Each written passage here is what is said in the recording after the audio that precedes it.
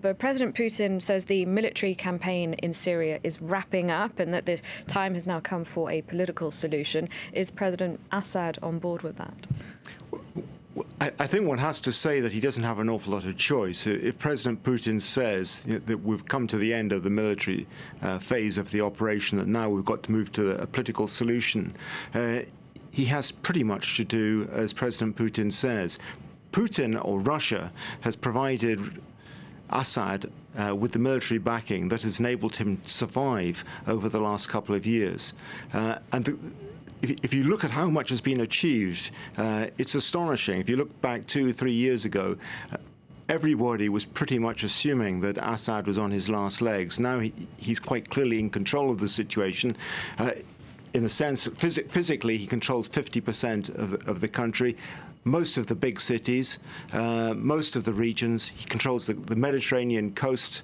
He controls most of the infrastructure of the country. Yes, there's fighting in different parts of Syria, but nobody for one moment thinks that the opposition is capable of overthrowing President Assad anymore. So Russia has changed the equation completely and feels confident enough now to say that the military operation is winding down. Clearly, as regards the Islamic State organization, that's the case. And pretty much is true for the rest of the opposition as well. There is fighting concentrated around the Idlib province, mostly against al-Qaeda units there. But by and large, I think he's right. The fighting is essentially over. And essentially, President Assad has little other choice. He knows that outside, beyond Russia, there's a much more hostile world there. The United States doesn't have any sympathy for him. The European Union doesn't. Saudi Arabia doesn't. Turkey doesn't.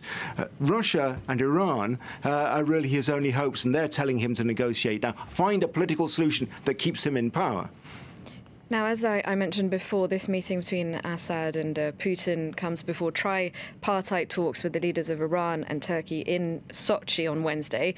Is President Putin then set on turning Geneva into a sideshow?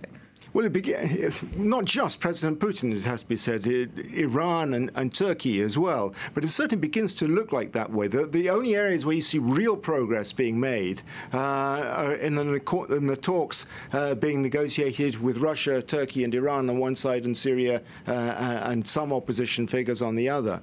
Geneva has become, over the last couple of years, something of a sideshow. And that's partly because the opposition has been so fragmented and continues to be fragmented, with the head of the High Negotiations Committee just resigning this Monday because he doesn't like the direction in which the talks are moving, the suggestion that Assad should be able to stay on after power.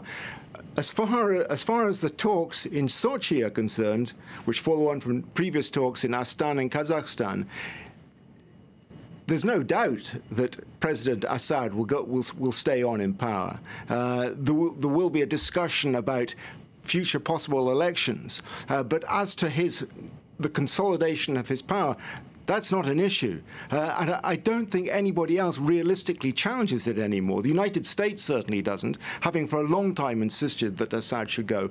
It's not the case. Russia, Turkey and Iran, led by Russia, have changed the agenda completely. Thank you very much, Rob.